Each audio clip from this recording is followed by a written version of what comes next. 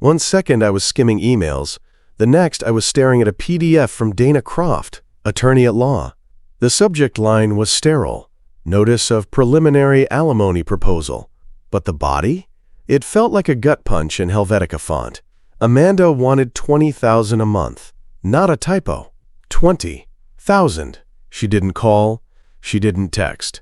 Just had her pit bull of a lawyer deliver the blow, wrapped in formal language and printed menace. Pending full financial review, our client seeks interim support reflecting lifestyle continuity. Lifestyle continuity. What a phrase. As if the leather seats and waterfront condo were hers alone to maintain. My hands didn't shake, not visibly, but something inside me shifted. A slow, internal quake I didn't realize until the air felt too sharp to breathe. I didn't respond to her lawyer. I just sent her a text. Message received. Then I stood, quietly, purposefully, the kind of quiet you only get when the decision has already been made. The suitcase came down from the top shelf like I'd rehearsed it 100 times.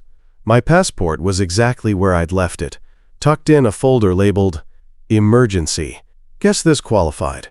The house was too quiet, save for the crinkle of the printed alimony letter as I folded it, slid it into a file and tucked it deep in my carry-on. Amanda wasn't home. Convenient. Or maybe deliberate. I didn't leave a note. Just zipped the bag and let the sound of that final click be my goodbye. The front door creaked, then shut behind me with a finality I didn't feel until I turned the key and slipped it into the mailbox. Not a single neighbor noticed. I didn't expect them to. Amanda was the social one. She liked the brunches and fake smiles. Me? I preferred silence. Airport security barely registered my expressionless face. The boarding agent smiled, scanned my ticket. "Sydney?" she asked. I nodded once. She never asked why. No one did. As the wheels lifted off the tarmac, I stared out the oval window at the shrinking skyline. My wife, soon-to-be ex, had made her move. Cold, calculated, aggressive. But now it was my turn. And I wasn't coming back empty-handed. The balcony doors rattled faintly in the wind, eucalyptus and salt twisting together on the breeze like a memory I hadn't earned yet. I stood barefoot on the worn hardwood of a coastal rental that smelled faintly of soap and ocean, booked under the name Trent Collier. A fake name. A soft lie. The kind you need when you don't want to be found. The rental sat on the far edge of a sleepy beach town, 2 hours outside of Sydney. The kind of place where the coffee came in paper cups and no one cared who you used to be. Which suited me just fine. I hadn't spoken to Amanda since I landed. Not a call, not a text. Meanwhile, her messages were rolling in. At first, one every couple of days. Then, nothing at all. That told me everything. She thought silence meant surrender. She didn't realize silence was strategy. Jason Riley, my attorney, picked up on the second ring. "You're in?" I looked out at the dusk-softened horizon. "I'm in. Now we do it my way." Jason didn't hesitate. "I've already started pulling statements from the joint accounts. Also reached out to our old CPA. You'll want to see this." I already knew Amanda had planned this divorce for months. The sudden coldness, the distant eyes, the way her work hours grew like a lie told twice. But suspicion isn't proof, not in a courtroom. And proof is exactly what Jason was collecting. He forwarded me the first drop that night. 5 years' worth of tax filings, investment records, trust account paperwork. I downloaded everything into a firewalled drive, stared at the folder for a long while before opening it. Each document felt like a breadcrumb. A trail of numbers that, if followed, could rewrite the story Amanda was trying to sell. It was almost midnight in New South Wales when I poured a glass of neat whiskey and clicked open the file labeled Unreported 2019 Carl Backup. That name, Carl, twisted in my gut. Our accountant, our so-called neutral. The spreadsheet glowed under the pale light of the desk lamp. Every row screamed deception in the dry language of accountants. Transfer, withdrawal, owner draw, cap gain, asset movement. Amanda had been busy. I leaned back in the chair, listening to the wind scrape against the glass door. There was a moment of silence. No phones buzzing, no TV, no sounds of her voice telling me I was overthinking again. This time, I wasn't. Jason's email pinged again. Subject: contact this guy. He's the best. Attached: one name. Leo Rankin, forensic accountant, based in Sydney. Specializes in asset concealment, offshore laundering, and what Jason called divorce bombs. I clicked the link.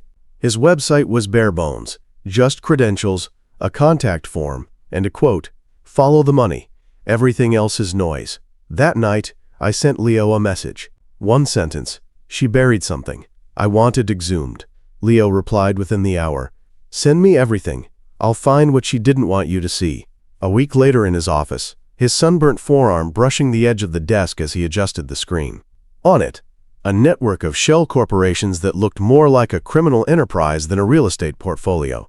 Leo didn't speak right away. He just let me stare. "You see that LLC?" he finally asked, pointing to a tab marked Marlin Creek Holdings Point I Limited. That's registered to a P.O. box in Perth. But it's got 3 apartment complexes under management, all tied to cash transfers from your joint account, masked as consulting fees. He leaned back. Amanda's name's nowhere, but her email is the admin contact. My pulse thudded in my ears. "She built a fortress," I murmured. Leo grunted. "Yeah, but she built it on sand." Over the next hour, he unraveled the paper veil Amanda had stitched together with lies and forged numbers.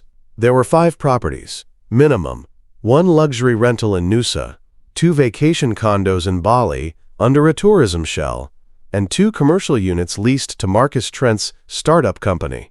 Each asset had been laundered through a mix of trust funds, passed through LLCs, and Australian real estate loopholes.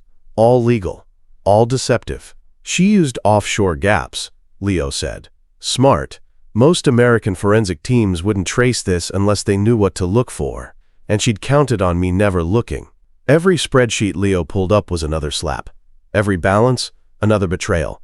She'd started this a year ago, maybe longer.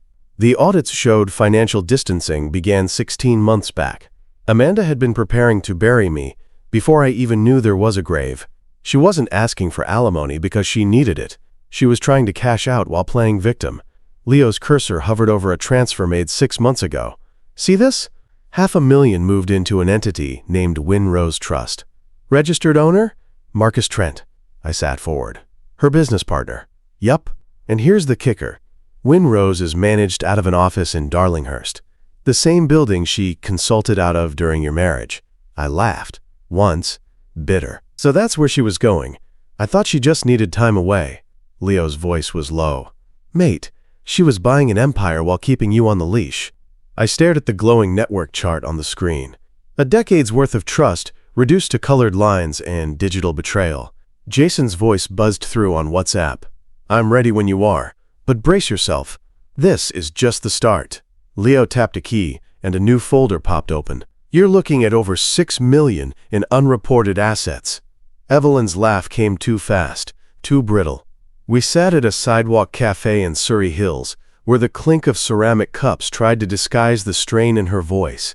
Look, Amanda's always been a little ambitious. That's just her way. She took a long sip of espresso before glancing sideways. She jokes a lot, you know that. I didn't smile. I let the silence do the asking. Evelyn looked down. Her fingers fidgeted with the coffee sleeve. She said you'd never figure it out, that you were too methodical, like it was a bad thing. A shrug. She didn't mean it maliciously. Yes, she did, and Evelyn knew it. She said I wouldn't notice, I replied evenly, because I was comfortable. That right? Evelyn's lips tightened. She said you'd never fight dirty, that you still believed in fair. I nodded once. Not anymore. Later that night, I called Carl Benson, our CPA. Mild-mannered, perpetually apologetic Carl. I didn't waste time. How long have you known? I asked. There was a long pause on the line. Then, too long. She told me to route the LLC disbursements as operational overhead. Said she'd clear it with you. She didn't. I figured. His voice cracked. She also said you were emotionally unstable, that you'd lash out if you found out, that I'd be protecting myself if I stayed quiet. I closed my eyes. She'd weaponized my calm, turned it into a warning label. Amanda hadn't just hidden the money. She'd rewritten the narrative around it. To friends, to professionals, She was laying the groundwork of victimhood, rehearsing it, selling it. The lie wasn't just financial, it was personal. And it worked. Until now. That evening, Leo called. "We've got a problem." He sent over a CCTV still, grainy but unmistakable. A man stepping out of a rideshare at the Sydney airport, dressed casually, but Leo knew the face. "Marcus Trent," he confirmed. "Amanda's partner. He just landed." I stared at the image. Why would Marcus come here? Unless Amanda knew I was onto her. Unless she sent him to cover the trail. Leo's voice was gravel. "I'll keep eyes on him. But if he's here, she's sweating." "Good. Let her." Marcus stepped out of the terminal, unaware Leo was photographing him from a taxi. "He's not here for a vacation," Leo muttered. I didn't answer Amanda's texts. Not the first 10. Not the next 37. Jason counted them out loud over the speakerphone, tone unreadable. 47 unread messages in 4 days, he said. Desperation reads louder than rage. I stayed quiet, fingers tapping slowly across the manila folders in front of me. The air in Jason's office was sharp with cold AC and legal ink. A printer hummed in the corner, spitting out pages at a mechanical rhythm that matched my pulse. "This one," Jason said, sliding a file across to me, "is the ace." Inside, a purchase deed. A commercial building in Melbourne, bought under Davenport West Holdings LLC, an entity tied directly to Marcus. The sale was traced back to a dummy transfer from Amanda's Winrose Trust. Amanda wasn't just hiding assets. She was laundering them in plain sight. Leo joined by video call, back in Sydney. Marcus registered Davenport as an import-export cover, but there's no business, just leases going to Amanda's shell trust. I leaned forward. How long? 2 years. Minimum. My jaw clenched. 2 years. That meant while I was helping Amanda set up our joint retirement plan, she was burying capital in a false ledger. Jason nodded slowly. It's enough. Income fraud, perjury, concealed marital assets, and if we push, attempted tax evasion. I exhaled. We push. We worked into the night, building a dossier that bled betrayal in black and white. Leo sent more spreadsheets, tracing every phantom transfer. Jason flagged every tax irregularity. Carl, still racked with guilt, sent a silent confirmation of every time Amanda instructed him to falsify account reporting. Amanda thought she was playing chess. What she didn't know was that I'd just promoted my pawns. At 2:14 a.m., Jason leaned back in his chair and crossed his arms. "You want to go nuclear?" he asked. His voice was calm. His eyes weren't. "We're ready." I looked at the mountain of paper between us. Amanda's empire, mapped, cornered, and exposed. The lights flickered once from the storm building outside. Perfect. Let her empire fall with thunder. The courthouse was quiet that morning. Too early for protesters. Too late for innocents. Amanda Morgan was served at precisely 6:42 a.m. A process server in a charcoal suit handed her the packet on her front step while she was still in slippers, coffee steaming in one hand, phone in the other. She blinked at the man like he was selling subscriptions. When she saw the top page, petition for full forensic audit and motion to investigate marital asset concealment, her hand visibly shook. She didn't text, she called. I didn't pick up. She called again and again. By noon, there were 110 missed calls and 6 voicemails. The first few were confused. The next were angry. By the end, she sounded terrified. Dana Croft called Jason at 1:17 p.m. "We'd like to avoid court if possible," she said. No arrogance this time. Just tight, cautious syllables. Jason smiled across the table, mouthed the words, "She's folding." "Then advise your client," he said, "to stop treating this like a negotiation. It's a reckoning." Meanwhile, Leo forwarded the final forensic report. It read like a confession, only she didn't write it. We did. Each shell company, each misfiled property, each redacted tax year, all of it, linked. By 4 p.m., Dana filed a motion for postponement on medical stress grounds. Amanda wasn't ready, not even close. She still thought this was about alimony. She didn't realize she'd crossed into criminal territory. At 4:38 p.m., I stepped off the plane at LAX. No warning. No calls. No notice. I walked through customs, hailed a black sedan, and arrived at the downtown courthouse with one goal: show her what silence really looks like when it ends. In the marble echo of the hallway, my shoes clicked steady as a war drum. Every sound felt like a verdict. Amanda's eyes locked onto me as I stepped into the courtroom. For the first time, she didn't look entitled. She looked afraid. Amanda whispered to Dana, who nodded gravely. Then Dana stood and said, "Your Honor, we request an emergency chamber conference." The chamber conference didn't save her. Judge Emerson, stern, gray-eyed, and allergic to theatrics, denied Dana's request for a private settlement session. "This is a matter of record," she said, "and the court will hear it in full."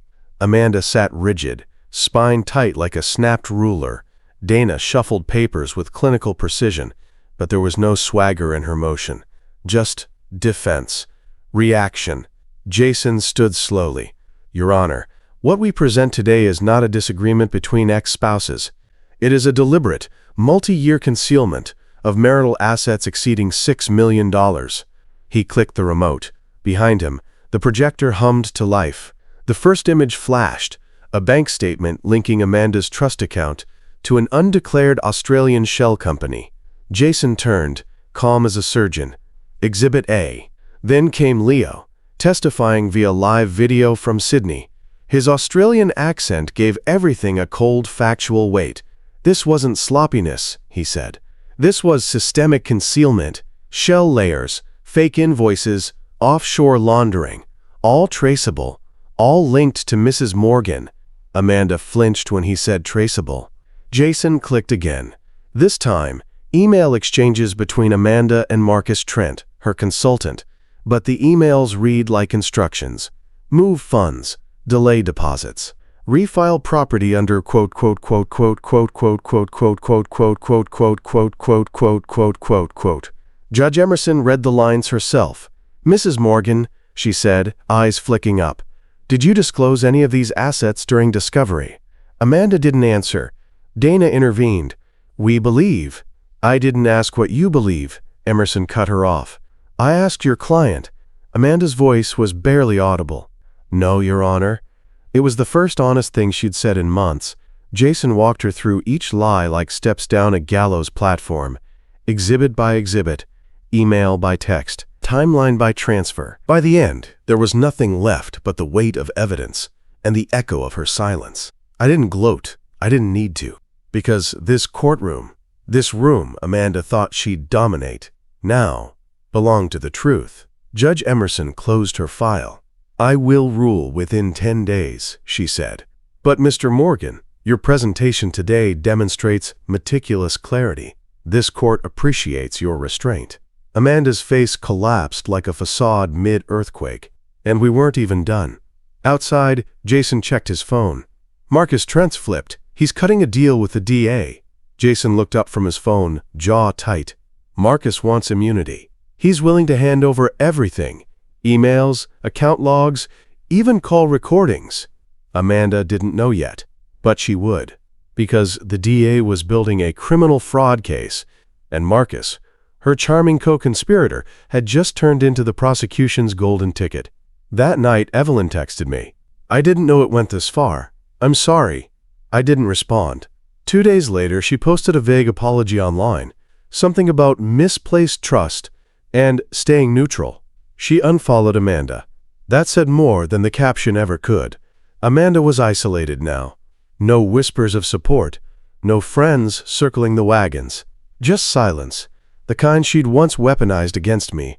At court, she looked smaller, makeup heavier, like she was trying to paint over the panic. Her hands trembled as she passed Dana a stack of papers. Jason leaned in. "Watch this," he said. We waited outside the court garage. Rain dripped in steady rhythm off the concrete ceiling. When Amanda appeared, her umbrella snapped in the wind. She was alone. She spotted me, stopped, then walked over with cautious steps, like I might bolt or bite. Her mascara was smeared. Panic, not drama. She stopped 2 feet away, tried a broken smile. "I never meant for it to go like this." I said nothing. "Tyler," she whispered, "please, talk to me. We were a team. I shook my head slow. You traded a partner for a payout. A tear slid down her cheek. I was scared. You never needed me the way I needed you. You had everything together. You had everything, I interrupted. And you buried it to steal more. She reached for my arm. I stepped back. Amanda flinched like I'd slapped her. But still, I didn't yell. I didn't gloat. I just looked at the woman who once promised forever and lied for profit. Then I walked away. Back inside, Jason waited, coat draped over his arm. He handed me a folded document, her lawyer's logo at the top, bold black letters beneath it, settlement proposal, full asset surrender. We didn't meet in court. We met in a bland, overlit conference room with gray carpet and chairs that felt more like waiting room purgatory than victory.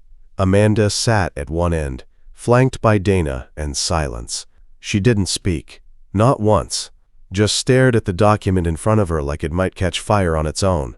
Jason placed the final version in front of me. I scanned each page. One last time. Amanda Morgan agrees to forfeit full ownership of all undisclosed properties, pay restitution in the form of fines to avoid formal fraud charges, void all alimony and spousal support requests, grant full release of claims to any joint future investments, accept mutual non-disparagement and NDA clause. No tricks, no loopholes. It wasn't mercy. It was leverage. Spent. I signed first. Amanda hesitated for half a second, then picked up her pen with a trembling hand. The scratch of her signature was the only sound in the room. Just like that, it was over. Jason gathered the copies and nodded. Congratulations. But it didn't feel like winning. There was no applause, no justice speech, just the exhale of a man who'd been holding his breath for a year and didn't realize until now how close he'd come to drowning. Amanda stood slowly. She looked at me. There was no apology in her eyes this time, just the hollow, exhausted look of someone who had finally reached the bottom of a well she'd dug herself. She opened her mouth, then closed it, and walked out. Jason offered a ride back. I declined. I wanted the air, the sun, the stillness. Outside the courthouse, I stood for a long time, feeling the weight lift inch by inch. Not vindication, not rage, just release. No one would know what she'd tried to take, but I would always remember what I chose to keep. My name, my integrity, my peace. Jason slipped me a folded piece of paper as we shook hands. So, what now? He asked. I smiled. Time to live. The coastal air hit differently this time. Fresher, softer. Like the world was finally exhaling with me. I stepped out of the taxi in Byron Bay, the same sleepy beach town I vanished into months ago. Only now, I wasn't hiding. I was home. The cabin was modest. Cedar siding, tin roof, perched on a ridge that kissed the shoreline. I bought it off-market with cash, quiet and clean. The kind of place where you could forget the word lawsuit even exists. Inside it smelled like new wood and old sea. A second-hand surfboard leaned by the door. Not for show. I'd started lessons from a guy named Caleb, 55, barefoot and fluent in silence. Surfing wasn't about thrill for me. It was about rhythm, balance, letting something bigger than you carry the weight for a while. Each morning I walked barefoot to the water, wetsuit tucked under one arm, salt already in my lungs. Each night, I cooked on a single burner stove and fell asleep with the waves whispering just beyond the glass. And slowly, I began to write a memoir, not for publishing, not yet, just for clarity, for the man I used to be, and the one I nearly let be erased. It started with, she asked for 20 grand a month. I gave her silence. That line stayed. So did the memory of her voice, sharp and smug, as she weaponized my stillness. What she never understood was that silence isn't weakness. It's a weapon, sharpened by patience, honed by precision. One night, I sat on the porch with fresh mango and a mug of black tea. My phone buzzed. Her name lit the screen. Amanda. No message, just her name. I stared at it, then pressed delete. Not block, not rage, Just gone. No more messages. Just peace. The ocean moved like it had secrets, and for once, I didn't need to chase them. If you've ever been written off, underestimated, or betrayed, remember this. The quiet ones aren't weak. We're just waiting.